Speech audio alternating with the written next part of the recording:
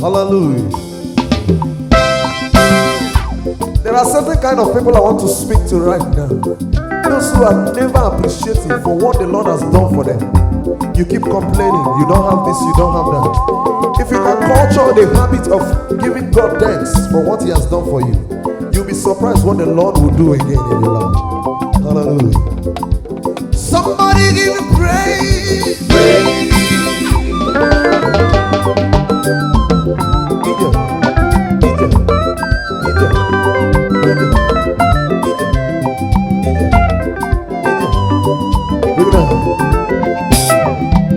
Eke Ino, not the end to the Chile Campa.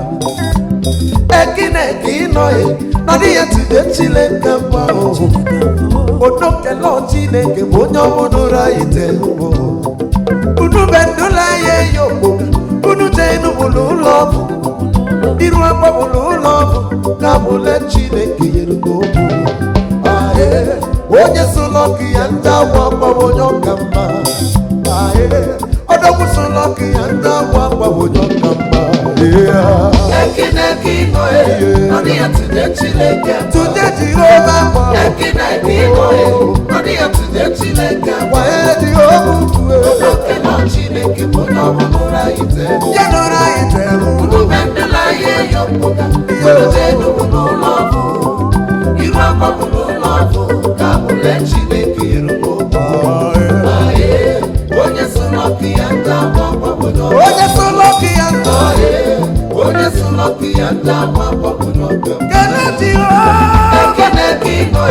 not the Chile, say bye to Eke Ino, not the Chile Camp. You're not right, Unu Bendela yo, Unu Jenu,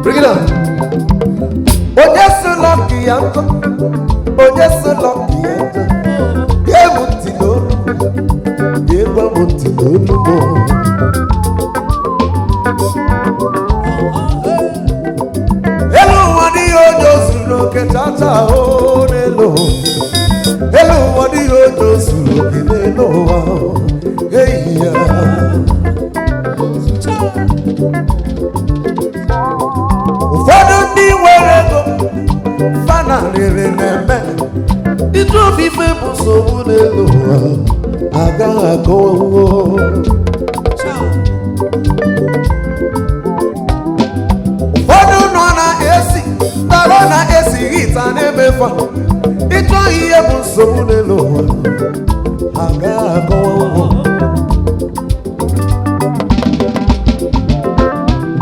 otu nwaanyị mara afọ ya gwalụmo ụmụ nwaanyị okwu ifu nwunye ọnụrebụ ịnụ ifu nwunye bilonia onye atọjikwa n'anya ma nchaghị what is some of those women no agwaghị ife a na-eje some of those wives for billionaires agwaghị ife a na-afụ n'ije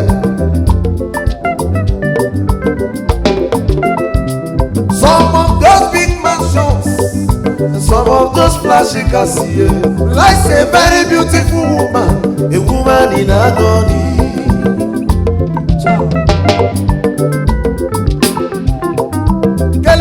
Chukwu bi n'igwe kele ọkụ Olisa bi n'igwe ị na-achọ nwa chere Chukwu ị na-achọ ego chere Olisa ị na-achọ ọganiru chere Chukwu ị na-achọ enyemaka chere Olisa ono kele Chineke bụ onye ọbụdụrụ anyị tere ugbo unu be ndụlọ anyị ọsọ unu jenu ụlọ iru akpa ụlọ ọgwụ dabụle Chineke nyere n'okwu onye sụlọ ka ya ndị akwa mgbabụ onye ọkamba onye sụlọ ka ya ndị akwa mgbabụ onye ọkamba tụje Jehova mkpa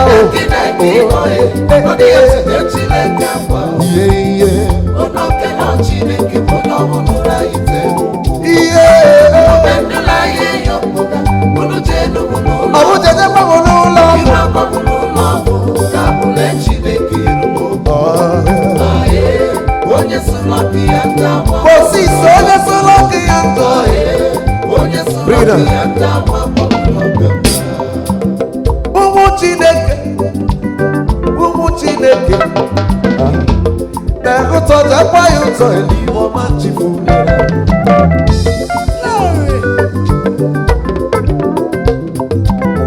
ụmụ Jehova ndị ọnụrụ ya isi ike na-ahụtọ jakwa ya ụtọ eluigwe ọma chifu mere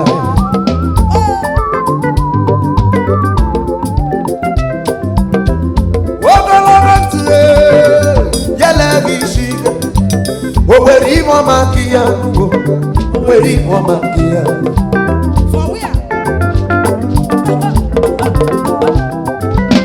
ogologo ntụghe ya na-aga isi o nwere okpoko nke ya mma o nwere ime ọma nke ya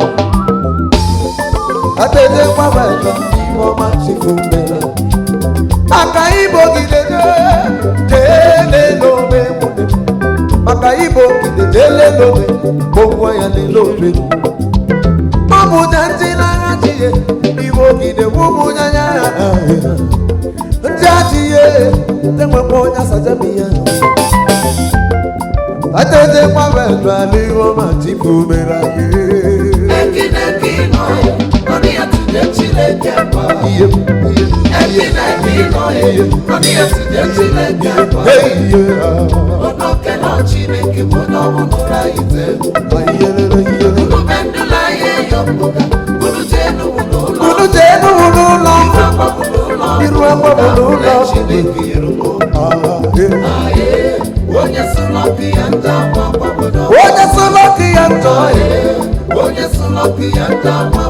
Oya mkele Jehova Eke Ino